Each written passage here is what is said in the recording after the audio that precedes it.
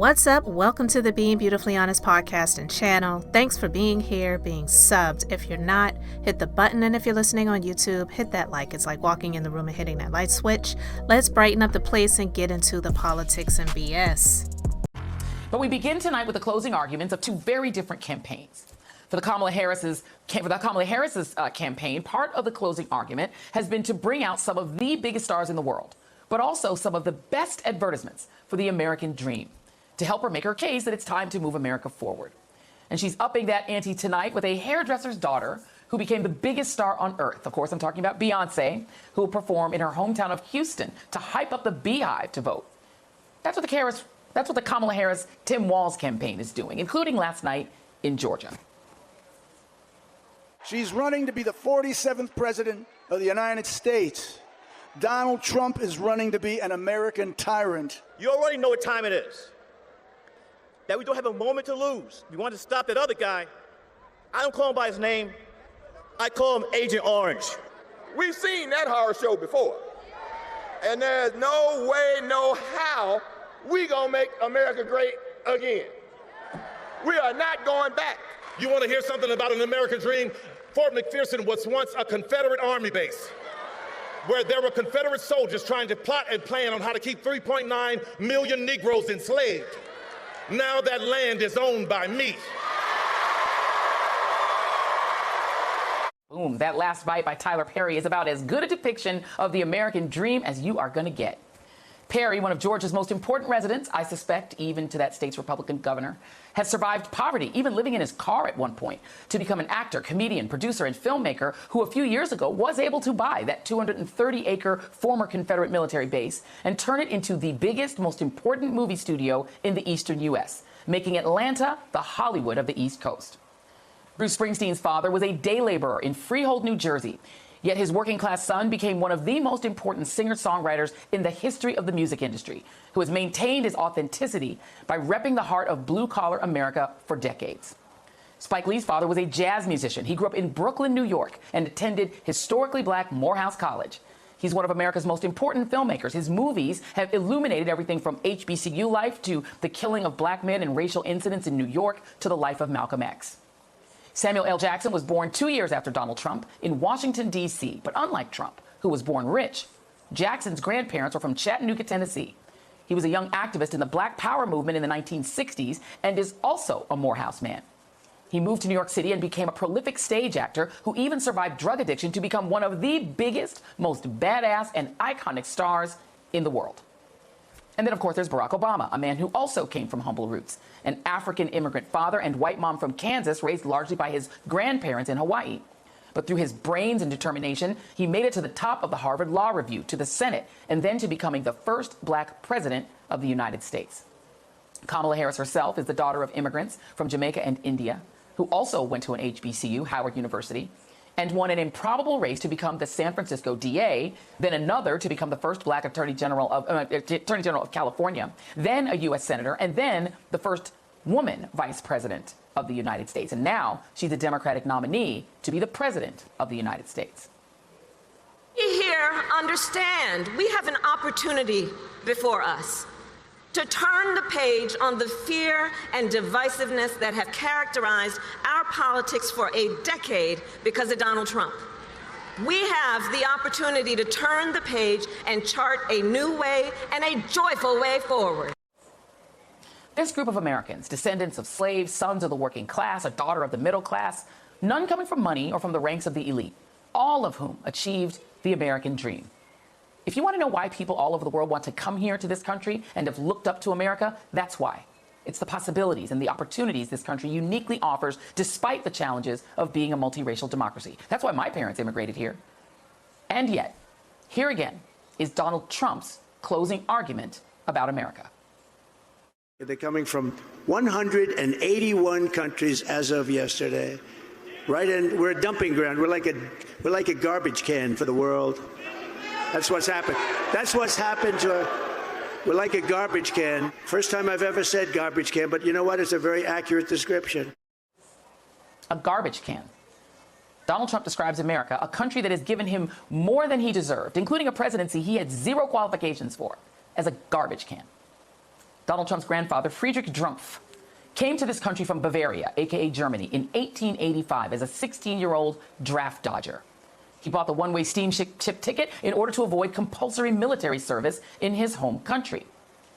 That is an example that his grandson, Cadet Bone Spurs, would later follow to keep from serving in Vietnam.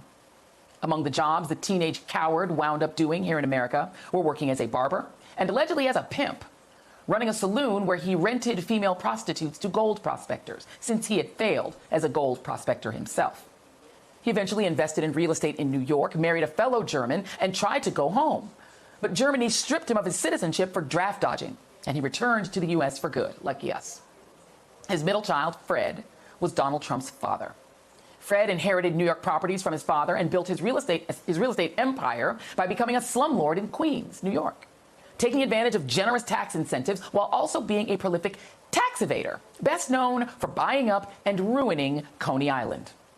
He used to lie about his German heritage, pretending to be Swedish so he could do business with Jewish New Yorkers, while getting sued by the Nixon administration for refusing to rent apartments to black New Yorkers. Donald Trump's mother, born Marianne McLeod, was an immigrant too, from Scotland. She was working as a maid when she met Fred, but pretty soon, with Fred on her arm, she was sporting fur coats and jewels, while refusing to let her own nieces and nephews have free access to the coin laundry in the buildings the Trumps let them live in, and sometimes withholding heat, according to her niece, Mary Trump.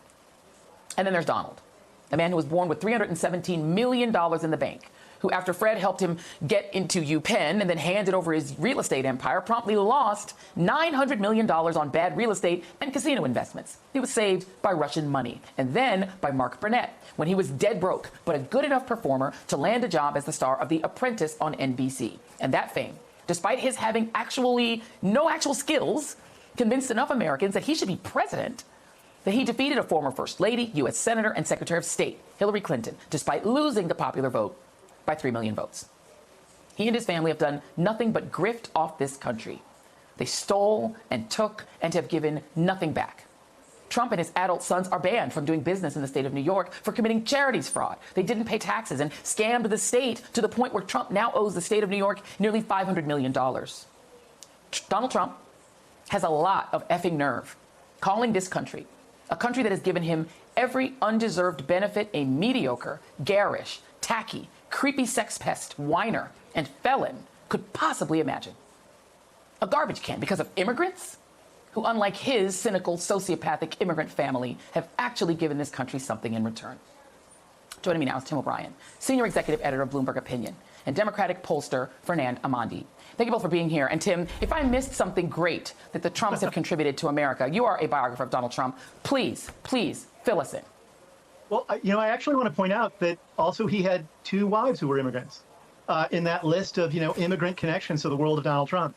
If anyone had told him that his 2 of his wives were infecting the country or were vermin or were garbage cans, he obviously would have been insulted and he would have taken strong action against those people. But he has no trouble getting up on a national stage as a Republican candidate in a party that at one point said it wanted to embrace tolerance and expand the Republican net to include more people of color and more immigrants in the party, to completely redefine it in the most ugly, sensationalistic, and damaging of terms. And he's a man who also made his bones professionally and politically in the city of New York, which is not a perfect city. It's got its warts, but if there's any city on the planet that has tried to make tolerance, diversity, and a melting pot work, it's New York. And he self-identifies as a New Yorker. And it's one of the reasons New York has disowned him, is because at his core, he is a profound racist, and he doesn't hesitate to try to insinuate that the country would be better off if it had less diversity and if migrants went somewhere else.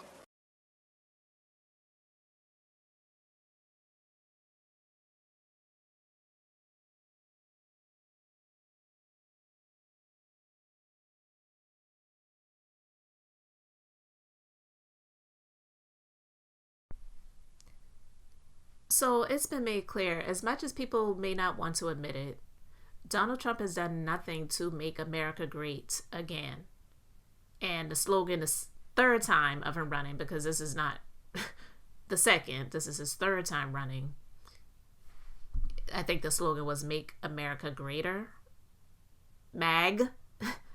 But they still use the MAGA he has done nothing to make America greater, or great again. America will be great again when we are rid of this garbage that he is. He has definitely enriched his family and his pockets by being in that office, and he's running from prison, not running for president. Now, while I don't believe he will ever serve a day behind bars, it is not because he doesn't deserve to be there. I just believe that because of the complexity of it all, to have a former president, because I'm speaking it, he will never be president again, to have a former president in prison, the logistics of it and the expense of it all and whatever, it just won't happen. It would be better if they took everything financially away from him, and then, you know, he'd really lose it all. But for him to just sit behind bars, it honestly would just enrich him. So I don't see that ever happening. But he has done nothing to make America great again. And so it is a cult. And that's why it's not surprising that you have so many so-called Christians who follow this man and who really believe that he is God's chosen and that he needs to be the president of this country to save it. Okay? Because a lot of the churches that exist are actually cults. I don't know if you knew that, but yeah, a lot of the churches are cults. So that's why I definitely understand why a lot of these so-called Christians are so enamored and so just like, oh my God, this is the chosen one. Because they've already been indoctrinated in a lot of their churches anyway. So this is just a cult on a greater scale that they have become involved with. And it's just so funny to me when the God that they believe in, which the Bible says God is a spirit, it's not a color. Jesus actually was a color. And a lot of the people that they hate and they believe that are beneath them and all of these other things like that, that's what Jesus looked like. But they have come up with their own form and figure by creating this person that has the starring role in all of these Christian movies and the paintings and the pictures that people have created to make him look like he had just these long blonde golden locks and skin as pale as I don't know what, but the Bible says that he had hair like wool and feet like brass. What Caucasian people do you know look like that? I ask you. Even Donald Trump, with all of the tanning beds and spray tans that he gets, he does not look like that. He might try, but he never gets close to it. He just looks like an orange mess. And that ridiculous thing on the top of his head will never get close to looking like hair like wool. So, yeah, he's done nothing great for this country. All he's done is spread division, lies, deceit, a whole lot of death, because it's so funny that you never hear these people giving him the credit that he deserves for COVID. That's his fault. I'm not saying it's his fault that the pandemic happened, but the way it rolled out and the way things were handled, absolutely his fault. And the people that say, oh, he got so much money for people and black people had it better when he... No, they didn't. And I'm not going to say that some of them weren't feeling like they had more money in their pockets, because, yeah, they probably did, but it was not because of him. It was actually because of the Congress that happened. People like Lindsey Graham, just naming a name, but all the people like Lindsey Graham and Donald Trump, they did not want people to have those benefits. They said that if people got unemployment, larger amounts and for longer periods of time, it would encourage them to not want to work. They didn't want it to happen. But when they got it pushed, Democrats got it pushed, Donald Trump wanted to have his names on checks for people who got checks mailed to them. Most people got their money electronically, so it didn't really make a difference. It's not like if you get an electronic deposit, the deposit is going to show Donald J. Trump, depositing money to your account. So that did not happen. But for those who got physical checks, his name, his signature was on the check because he wants everything to be about him. But Donald Trump did nothing to make America great again. All he did was make things worse. You know wagwan, when you turn me around, wagwan, when the neighbors yell turn down, we keep it going, like bum bum bum, throw it back then rotation, figure it's in the season, shine bright as that season, girl you know you are a jam jam jam jam, jam jam jam jam, jam jam jam jam, sounding like you're wasting every time.